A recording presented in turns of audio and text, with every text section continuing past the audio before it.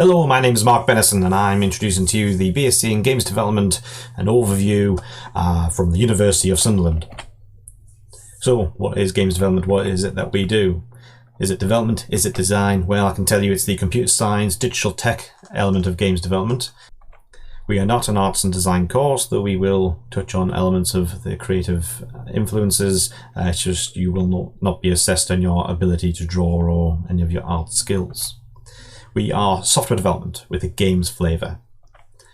You can apply skills from other areas of computer science because it's a computer science course, like multiplayer through networking, anti-hacking through cybersecurity, creating web games or creating a web portfolio, which is quite important to showcase your work through web skills, creating mobile games, mobile development, and creating algorithms such as those used in procedural generation, artificial intelligence and whatnot through your software development skills. So there's a range of areas of computer science all brought together under the games development.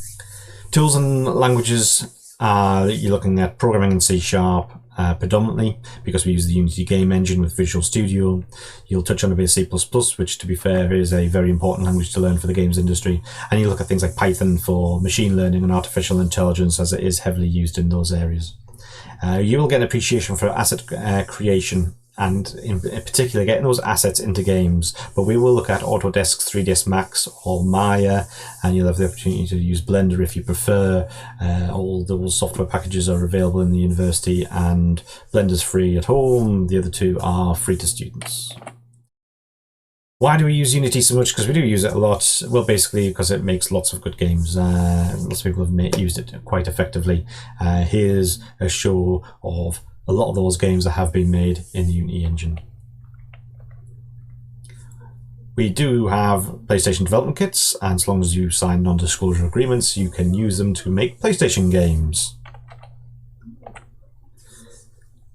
This is our BSc Games Development program and what the options look like throughout the year groups. We do have a range of degrees in the Faculty of Technology around computer science. There's the general computer science route. There's web and mobile development, which is basically our software development arm. Our cybersecurity and digital forensics course, which also has networks and cybersecurity as a separate pathway.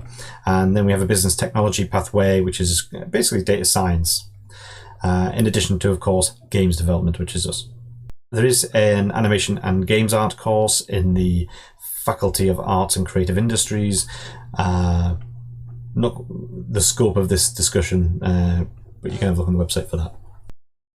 So what will you do on the course? Well, every year has 120 credits, and in year one you will do a 100 credit module and a 20 credit module. Most of our modules are 20 credits, except for the computing project in year 3, which is 40 credits, so it's like a double module there. So in year one, everyone studies the fundamentals of computing, no matter which of those degrees, excluding animation and games art, that you choose to do.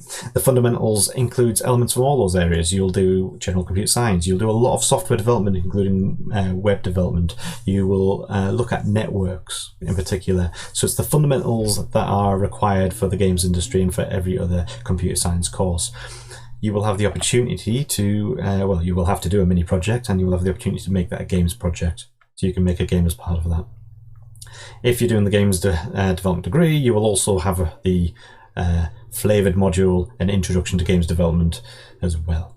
And that'll introduce you to some of the core basics that you can then use in following years. So you'll make a game, and you'll make a few games. Into year 2, you will do personal development, where you may choose to make a game. You don't have to, but you can make a game so long as you can develop skills that you were learning. I've had students make virtual reality games, for example, there. You will be involved in a software enterprise project where you work as part of a team, and this year all our game students were involved in the games projects. So you will possibly have the opportunity to make a game there. You will do some rapid game prototyping where you make lots of games, almost a game a week. You'll make 8 to 10 games potentially, or at least components to games where it's not the full game. In object-oriented game development, you will look at games coding, likely in C++, and you won't make a game in that. You will be given sort of game-like code, and you'll have to work with that. In games programming, you'll make games. You'll make a game as part of the assignment there. In game asset development, you'll make game stuff. You'll make 3D models, shaders, and we'll look at the sort of coding involved in making shaders. You may choose to do an enterprise placement where you set up your own little business or indie development company with maybe some friends, or you may choose to find an industry partner to work with and go on an industry year. Either way, you may make a game. In your final year, you will do a computer project where you may make a game, but your focus has to be on research. So if you're making a game, it's got to have a purpose to it.